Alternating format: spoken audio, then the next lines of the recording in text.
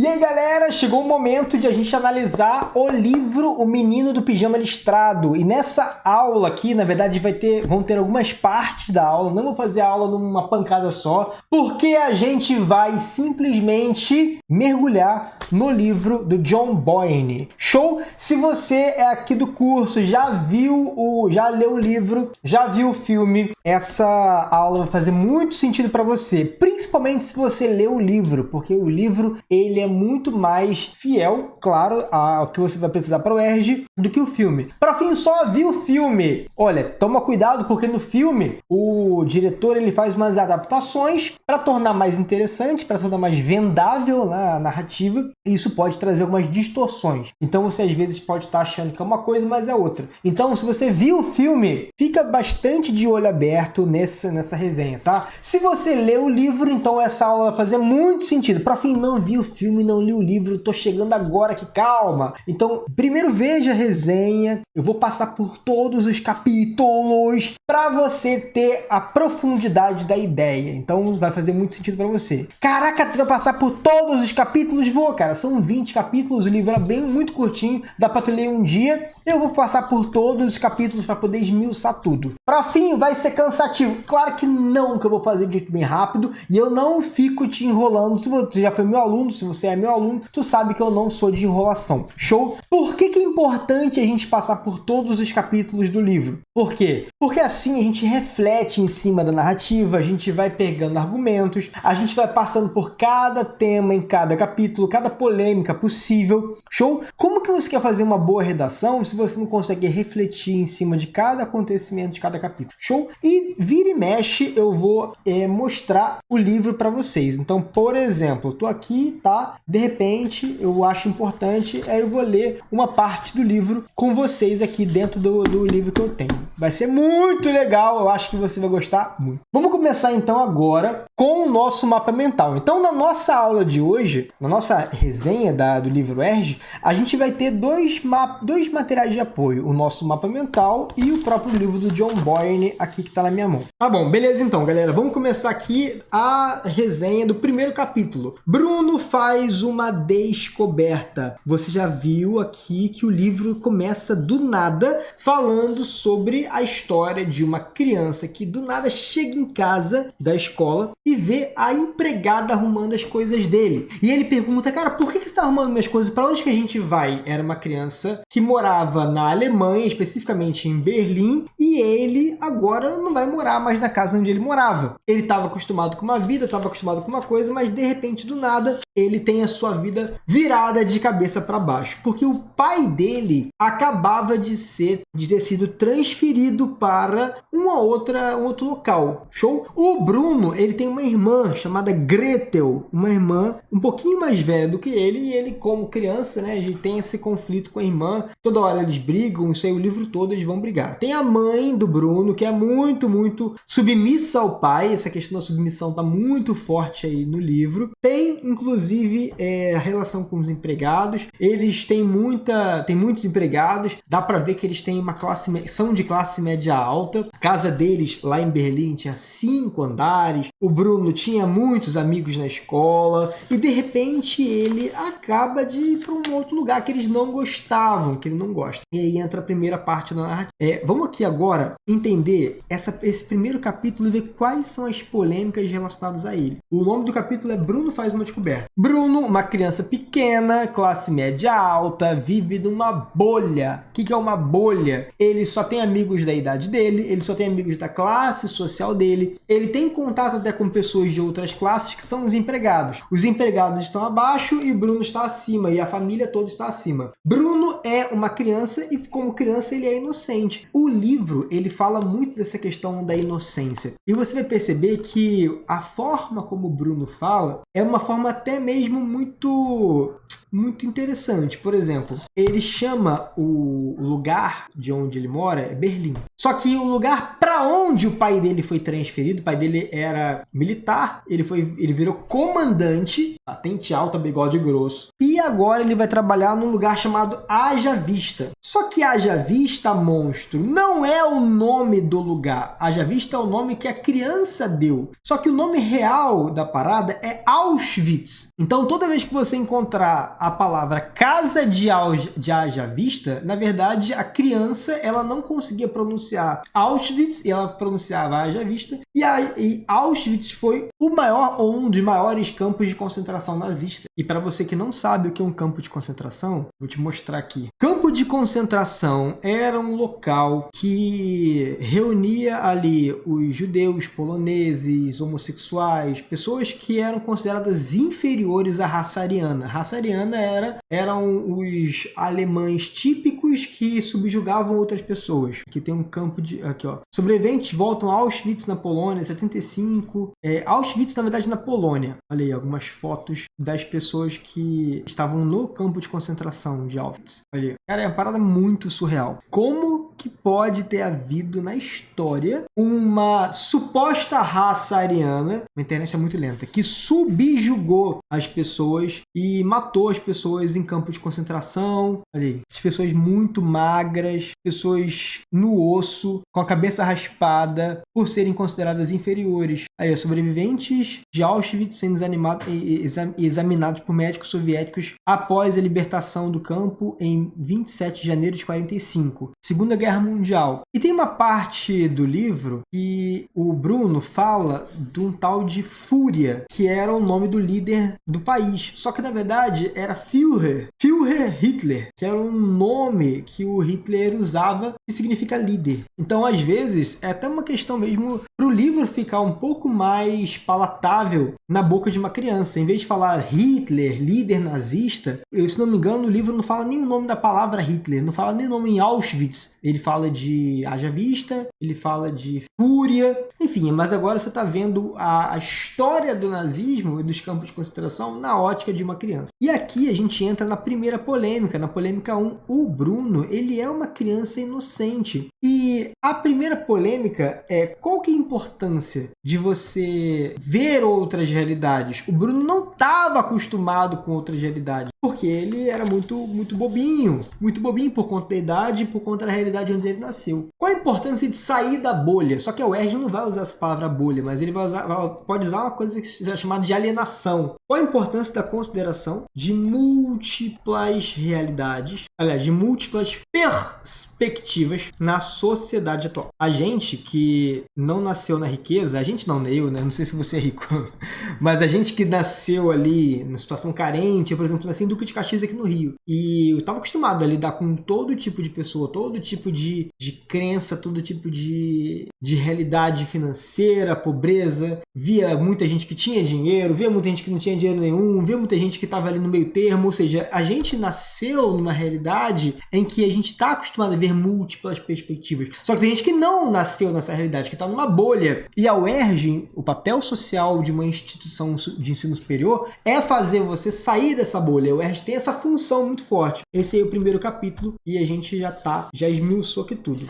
Ah, tem uma outra coisa muito importante, olha no livro aí na página 20, é que a mãe dele é questionada pelo Bruno, e a mãe dele diz assim, ó, a pessoa, não temos o luxo de achar coisa nenhuma. Ou seja, a mãe não teve voz no momento em que eles saem de casa. Aí ela diz assim, há pessoas que tomam todas as decisões em nosso nome. Então existia aqui uma questão de supremacia do homem sobre a mulher, supremacia do rico em cima do pobre, supremacia do alemão contra o polonês, supremacia da raça ariana contra as outras raças, entre aspas, que eles consideravam inferiores. Tem uma parte também que eu sublinhei que é assim, ó, a mãe sorriu e depositou os copos cuidadosamente sobre a mesa. Tem mais uma frase para você aprender. Ela disse, é a seguinte, temos que procurar fazer o melhor de uma situação ruim. E nessa primeira parte do livro, o Bruno está inconsolado, porque ele não estava querendo, ele não estava aceitando a realidade. Aí ele diz assim, ó, mas não faz sentido desfazer as malas se nós só vamos... Ou seja, ele está questionando ela o tempo todo. Aí ela diz, Bruno, vá logo, por favor, disse ela ríspida, pois aparentemente não havia problema se ela o interrompesse. Embora aqui na situação contrária, contrária não funcionasse assim. Ah, tem uma coisa muito importante. Também havia uma questão de supremacia da mãe sobre o Bruno. Então é uma questão hierárquica muito forte. Esse livro, O Menino do Pijama Listrado, ele tem uma questão muito forte da hierarquia. Hierarquia do homem sobre a mulher, da mãe sobre a criança, uma hierarquia de raça, uma hierarquia de gênero, uma hierarquia de idade, muito forte aqui. Show? Agora a gente entra no segundo capítulo. Aliás, já estava no segundo capítulo, né? Essa parte em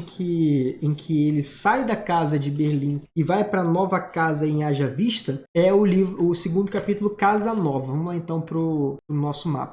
Nessa parte da Casa Nova é o momento de adaptação do Bruno. Ele sofre muito com a mudança de realidade. A mãe também sofre muito porque Auschwitz era um local na Polônia com campo de concentração. Só que eles eram obrigados a ir para lá porque o pai tinha sido transferido e ele tinha que morar ali perto do campo de concentração. Inclusive a casa é muito próxima, dá para ver o campo de concentração de Auschwitz. Eu estava vendo na internet que em Auschwitz foram mortos mais de 1,1 milhão de pessoas. Então tu imagina quantas pessoas não frequentavam, não estavam ali confinadas no campo de concentração de Auschwitz. Não só viviam ali as pessoas que estavam no campo de concentração, que sofriam ali, mas também tinham também os soldados, tinham as pessoas que trabalhavam ali. Muitos prisioneiros eram pensados para serem funcionários da casa, funcionários dos outros soldados. E os soldados sempre lidavam de forma muito agressiva com os prisioneiros de Auschwitz. Aí você me pergunta assim,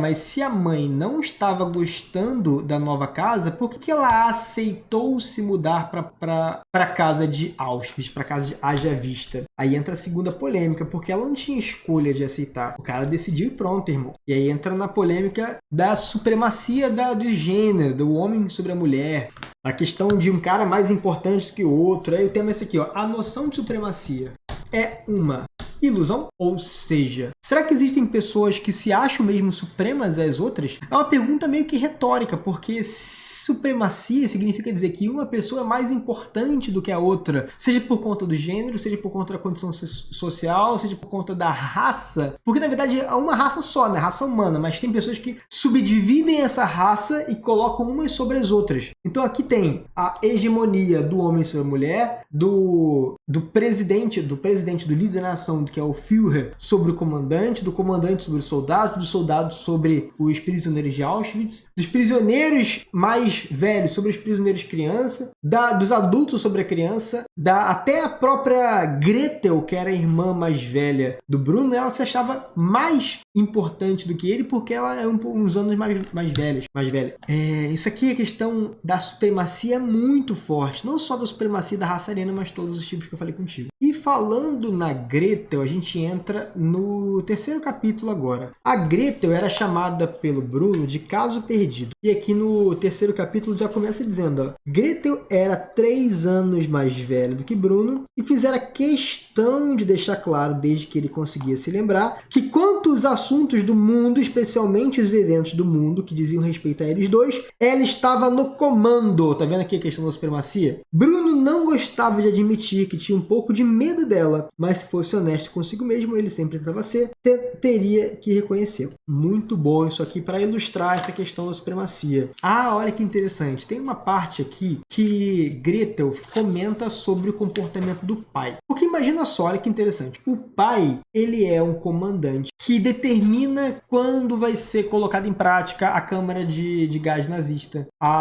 que vai matar os poloneses e tal. O cara manda os assassinatos acontecerem, ele extermina as pessoas do campo de Auschwitz. Como um cara desse pode ser amoroso? Mas com os filhos ele era amoroso, com a mulher ele tinha relações de carinho relativo, ele era uma pessoa atenciosa com os criados dele, com os empregados. E aí tem uma parte no livro que a filha dele narra esse carinho. É claro, disse Gretel, que sempre falava sobre o pai como alguém incapaz incapaz de causar qualquer mal e que jamais ficava bravo e sempre vinha lhe dar um beijo de boa noite. Ou seja, depois de um dia inteiro matando pessoas, ele ia lá e dava um beijo de boa noite na filha, antes de ela ir dormir. O que, se Bruno fosse realmente justo e deixasse de lado a tristeza causada pela mudança, teria que admitir que o pai sempre fazia por ele também. Ou seja, o pai também era amoroso com a filha. Então, na verdade, o pai, ele tinha uma maldade, só que essa maldade era seletiva. Ele era maldoso, ele era cruel com aqueles que ele considerava inferior e ele era amoroso com os filhos que ele tinha uma relação ali de carinho. Isso vai muito ao encontro daquilo que a gente discute na parte de redação com a banalidade do mal. Por quê? Não sei se você sabe o livro Banalidade do Mal, da Hannah Arendt, é quando ela escreve esse livro justamente no contexto desse. Esse livro aqui, ó, Banalidade do Mal. Na verdade, o nome do livro é Eichmann em Jerusalém. O nome do livro é Eichmann em Jerusalém. Foi um momento, esse livro aqui, ó, que a Hannah Arendt, ela é descendente de pessoas que sobreviveram ao nazismo e ela vai para os Estados Unidos com a família fugindo do nazismo e depois, quando o nazismo acaba, eles começam a perseguir os nazistas e encontram esse cara aqui, ó, que é o Adolf Eichmann. Esse cara aqui. E ela vai pro julgamento do Adolf Eichmann em Jerusalém. Eles encontram os vitoriosos da guerra, encontram o Adolf Eichmann, que estava foragido lá na Argentina, pegam o Adolf Eichmann na Argentina e levam para Jerusalém para ele ser julgado por crimes contra a humanidade. Porque os nazistas, depois da guerra, eles foram todos julgados e exterminados por conta do crime contra a humanidade, de ter matado milhões e milhões de pessoas. E ela diz que durante o julgamento dele, ele não mostra nenhum tipo de remorso nem de maldade. E aí o juiz pergunta para ele o que ele fazia depois que ele saía dos campos de concentração. Ele dizia, cara, ia para casa, ia brincar com meus filhos. Ou seja, o cara, ele praticava maldade, mas para ele a maldade era normal. E daí que ela diz que existe uma banalidade do mal. O mal, para ser cometido, de repente ele começa a virar parte da normalidade, parte do cotidiano do indivíduo. Inclusive,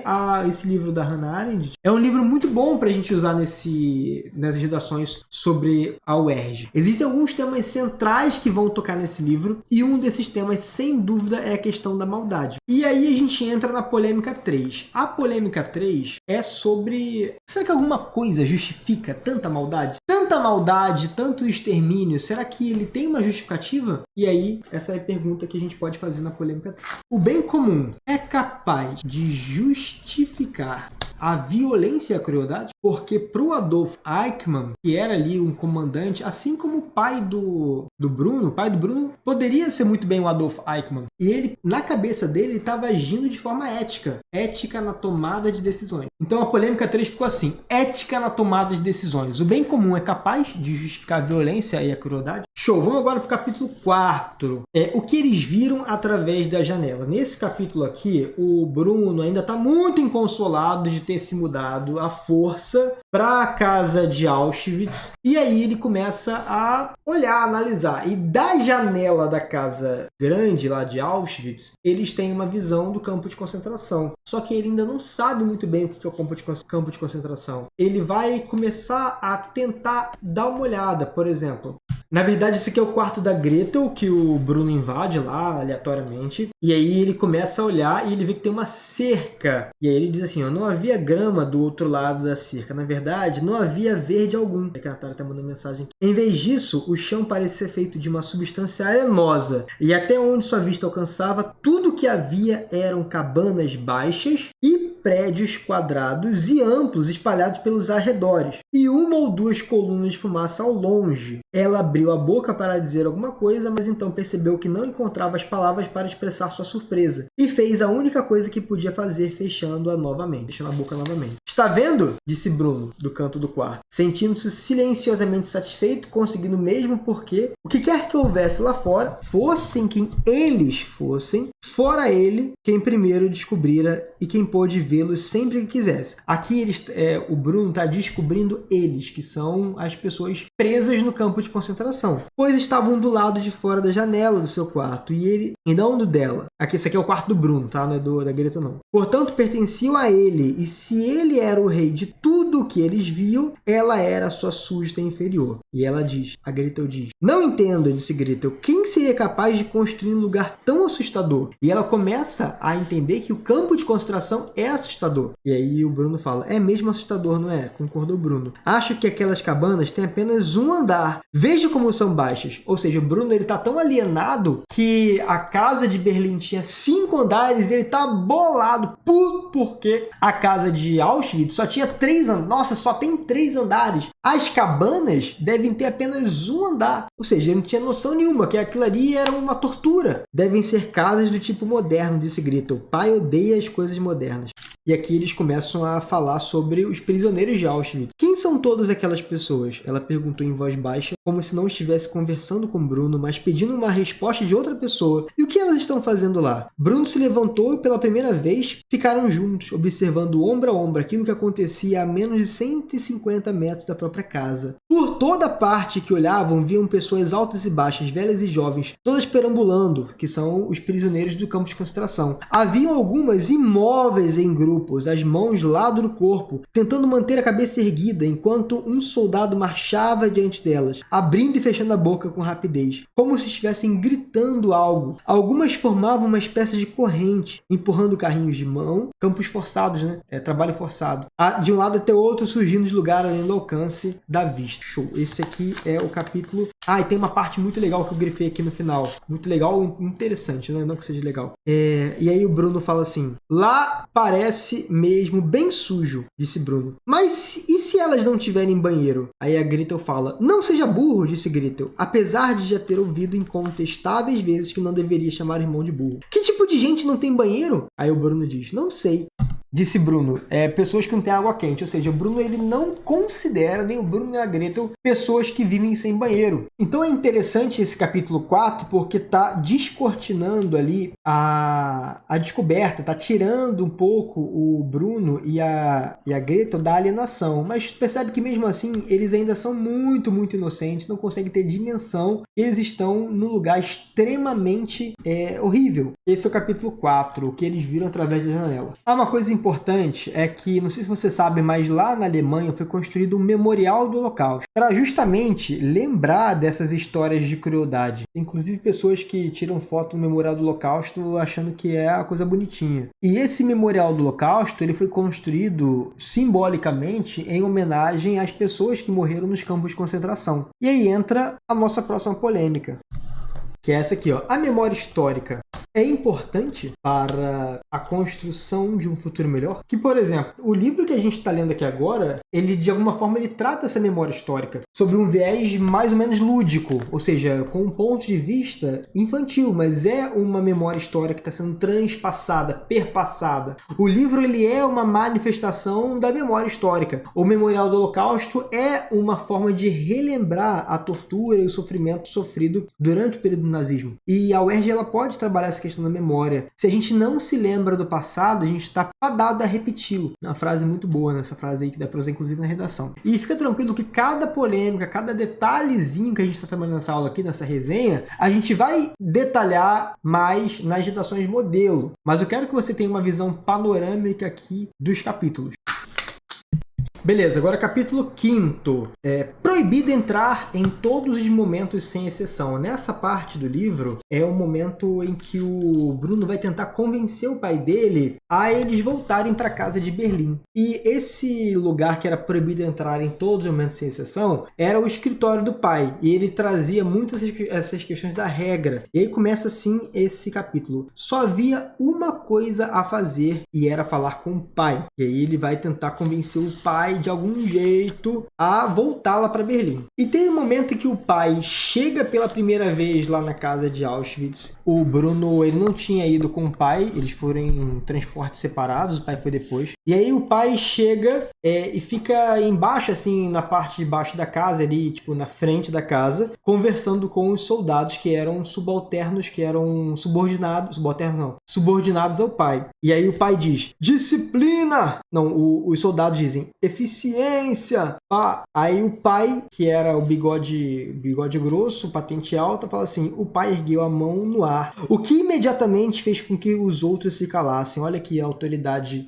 muito forte aqui no livro. E era como se fosse o regente de um quarteto de barbearia. E o pai dizendo, senhores, ele disse. E dessa vez Bruno pôde compreender cada palavra, pois jamais houvera um homem tão capaz de ser ouvido de um lado ao outro do cômodo quanto o pai. As suas sugestões e o seu apoio são muito bem-vindos. Está dizendo o pai falando com os soldados. E o passado é o passado. Olha aí o cara querendo esquecer o passado. Aqui temos oportunidade de um novo começo. Auschwitz seria um novo começo para os nazistas. Mas esse começo fica para amanhã. Agora é melhor ajudar a minha família a me instalar ou haverá tanta encrenca para mim aqui dentro quanto para eles lá fora. Compreenderam? Ou seja, ele está se comparando aos prisioneiros de Auschwitz. Uma forma irônica, uma forma jocosa, uma piada sem graça. Os homens soltaram uma gargalhada e apertaram a mão do pai. Ou seja, se eu não ajudar a minha mulher, ela vai me matar, assim como eu estou matando os prisioneiros de Auschwitz. Então percebe que é uma banalização da vida absurda. Banalização da vida é uma grande polêmica nesse livro. Será que a vida é realmente dispensável? Será que a vida é realmente banal? E aí o livro se desenrola, o Bruno vai tentar convencer o pai e o pai vai dizendo assim, você não compreende o significado de uma posição como essa, disse o pai. E aí o Bruno começa a questionar. O Bruno, ele é uma criança obediente, mas nesse momento ele começa a falar assim, pai, você tá doido, você e começa a gritar com o pai super paciente, mas assim, impondo respeito, impondo medo nele. Aí tem uma hora que o Bruno fica lá puto da vida e ele começa a dizer assim, quem são todas aquelas pessoas lá do lado de fora? Perguntando sobre os prisioneiros de Auschwitz. O pai inclinou a cabeça para a esquerda, parecendo um pouco confuso por causa da pergunta. São soldados, Bruno, disse ele, e secretários, empregados de gabinete, você os viu antes. Só que não eram essas pessoas que o Bruno estava falando. Não estou falando deles, disse Bruno. Quero saber as outras pessoas, aquelas que estão do outro lado da cerca, lá nas cabanas, lá longe, todas com as mesmas roupas, os pijamas listrados. Aí o pai diz, aquelas pessoas, disse o pai acenando com a cabeça e sorrindo levemente. Aquelas pessoas, bem, na verdade, elas não são pessoas, Bruno. E aí explica, né, porque os nazistas não consideravam os prisioneiros como pessoas, consideravam como coisas. E aí o Bruno sai da casa e faz a saudação Heil Hitler. Tem a palavra Hitler assim no livro. E a criança não entendia o significado dessa saudação, ele entendia que era simplesmente um boa tarde, até logo. E na verdade, as pessoas que estavam ali submissas ao Hitler, elas estavam submissas de forma cega, aceitavam tudo de forma muito, muito sem questionar. E a mãe também aceitava muita coisa que era falada com ela. Então, a partir disso, a gente entra na polêmica 5. E a polêmica é, qual é a influência da obediência cega na perpetuação do mal? O Bruno era orientado a ser obediente cegamente ao pai. A mãe era obediente cegamente ao pai. O pai era obediente cegamente a Hitler. Os soldados eram obedientes cegamente ao comandante. Ou seja, há uma relação de hierarquia na medida em que há uma relação também de cegueira da obediência, de submissão cega. Saindo então do capítulo 5, que é esse proibido entrar em todos os momentos sem exceção, vamos para o capítulo 6, que é o momento em que ele tem um contato mais aprofundado com a criada, com a empregada da casa. É o momento em que o Bruno, ele começa a considerar a criada de alguma forma como um ser humano. Bruno estava deitado na cama, bolado ainda, porque não estava aceitando a mudança para a casa nova, casa de Auschwitz, e aí ele pergunta a opinião da criada, e ela fica muito sem graça, porque ela não queria, ela não quer se posicionar, ela fica sempre com muito medo. Ela hesitou por um instante quando viu ele deitado, mas depois entrou com reverência. Aí diz, olá, senhor Bruno.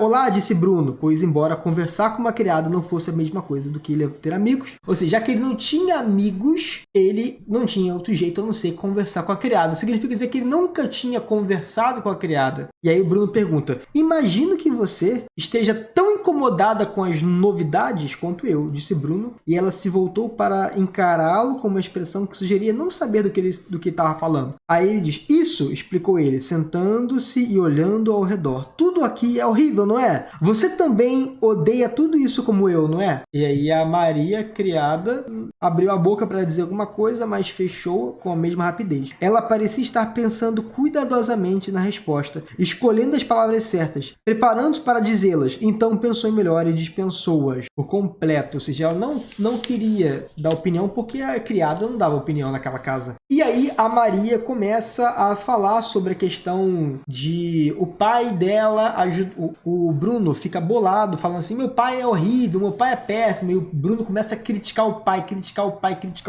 E aí a criada começa a defender o pai, dizendo, você não se lembra de quando eu vim trabalhar para vocês, não é? Ela perguntou-lhe em voz baixa, sentando-se um instante ao lado da cama dele, ao lado dele na cama, coisa que jamais havia feito antes. E ela pergunta, como poderia se lembrar? Você tinha apenas 3 anos. Seu pai me acolheu e me ajudou quando eu precisava dele. Deu-me um emprego, um lar e comida. Você nunca passou fome, não é? E aí ela começa a questionar ele, de forma muito delicada, mas ela começa a contar um pouco da vida dela para ele. E aí Bruno franziu o senho, fez assim, franziu o senho. Ele queria mencionar que estava um pouco faminto, ou seja, o passar fome dela era pobreza, e o passar fome dele era uma condição passageira de alguém que estava ali antes do almoço. Mas ele não falou nada. Maria percebeu pela primeira vez que nunca... Mas por fim, o Bruno olhou para Maria, o Bruno olhou para a criada, olha isso, e percebeu pela primeira vez que nunca havia considerado inteiramente como uma pessoa, olha só. Nunca tinha passado pela cabeça dele que a Maria, criada, tinha uma vida e tinha uma história própria. Afinal, ela jamais fizera outra coisa, até onde ele sabia, além de ser a criada da família. E uma criada muito bem paga. Inclusive, esse é o nome do capítulo. A criada muito bem paga. Aí, depois dessa conversa que o Bruno começa a ver a Maria, começa a ter uma nova perspectiva de outra realidade que era totalmente diferente dele, entra a Gretel e ela começa a falar de forma ríspida com a Maria. E ela entra e diz...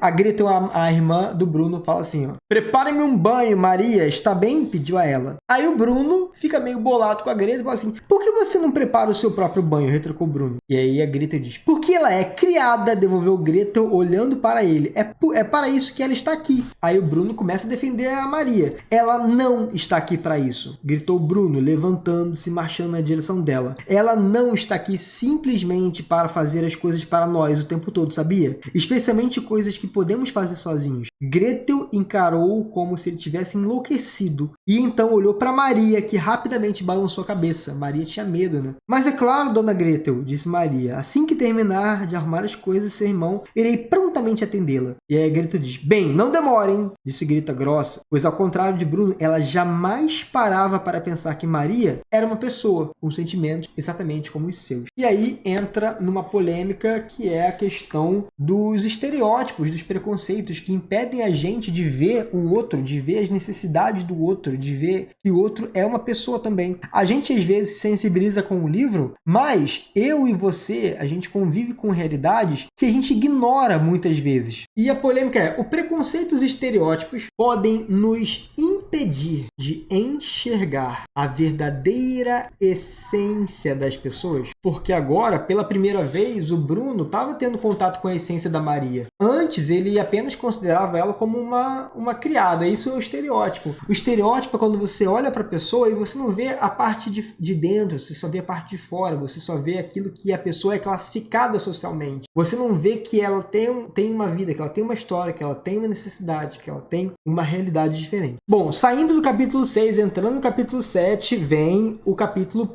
como a mãe levou o crédito por algo que ela não fez. Aqui a gente entra na história de um cara chamado Kotler, que era um soldado ali, subalterno ali, subordinado ao pai, e estava conversando com a Gretel. O soldado, tipo um adolescente, tipo mais velho um pouquinho, a Gretel ali uma pré-adolescente, 12, 13 anos, e ela estava ali meio que se engraçando pro Kotler. E aí o Bruno chega, o Bruno não suportava esse cara aqui, que esse cara era marrentaço. E aí ele chega pra ela, ele chega pro Kotler, porque o Kotler era a única pessoa capaz de desenrolar pra ele um pneu e uma corda, porque o Bruno queria fazer um balanço na árvore, porque ele já estava já de saco cheio, não tinha ninguém para brincar com ele, então ele começa a se chegar para querer que o cara desenrolasse para ele uma roda de pneu e uma corda para ele conseguir fazer o balanço. E aí diz, olá, Bruno. Perdão, olá, disse Bruno ao se aproximar deles. Gretel lançou-lhe um olhar irritado. E a Gretel fala, o que você quer? Perguntou ela. Eu não quero nada, devolveu Bruno fuzilando-a com um olhar. Só vim dizer oi. Por favor, desculpe meu irmão mais novo, Kurt. Disse Gretel ao tenente Kotler. Sabe como é? Ele só tem 9 anos. É bem brincadeira de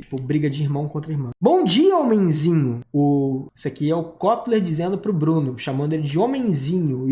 E o Bruno fica bolado quando ele fala isso. Estendendo a mão para o desgosto do menino, passando-a pelo cabelo de Bruno. Um gesto que o deixou com vontade de empurrá-lo no chão e saltar sobre a sua cabeça. E qual motivo o tira da cama tão cedo numa manhã de sábado? E aí que o Bruno conta a história. Fala assim, eu quero que você me arrume aí um negócio, uma corda e um pneu.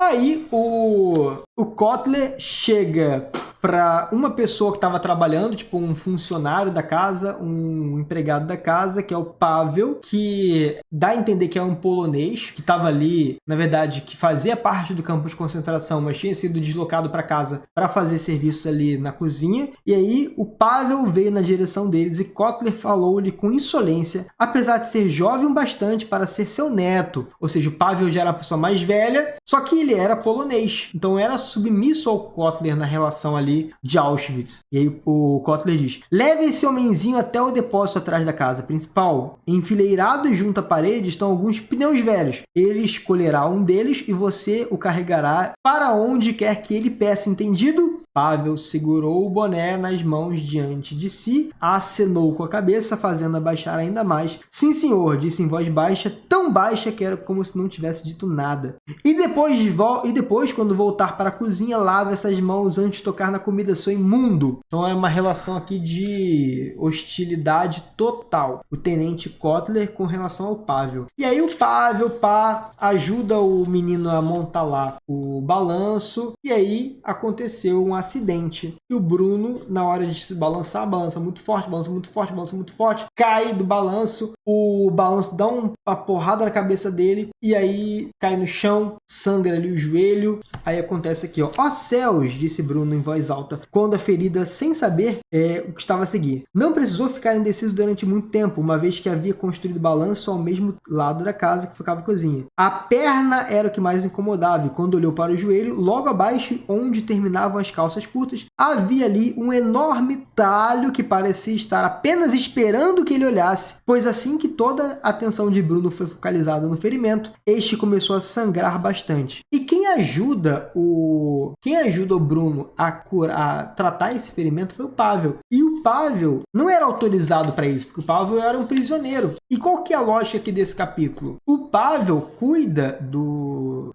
ferimento ali do Bruno, e durante esse tratamento ele fala que ele é médico. Onde ele morava antes de ser capturado, antes de ir para Auschwitz, ele era médico. E aí o Bruno fala assim, cara, mas tu era médico? Ele era e tal. Aí a mãe do Bruno chega na casa, vê lá o ferimento, e ela fala pro Pavel assim, olha, você não era para ter cuidado dele, mas enfim, eu não estava em casa, muito obrigado por ter cuidado, mas caso alguém pergunte quem cuidou do meu filho, eu vou falar que fui eu, porque é inadmissível. No livro não diz isso claramente, mas é inadmissível que um prisioneiro de Auschwitz trate do meu filho. E é por isso que o capítulo do livro é o dia em que a mãe tomou, como a mãe levou o crédito por algo que não fez. Até agora, até o capítulo 7, não entrou no jogo o menino do pijama listrado, que é, enfim, o ápice, o clímax do livro. Mas vamos fazer o seguinte, vamos tomar uma água agora, daqui a pouco a gente volta para ver a segunda parte da nossa resenha.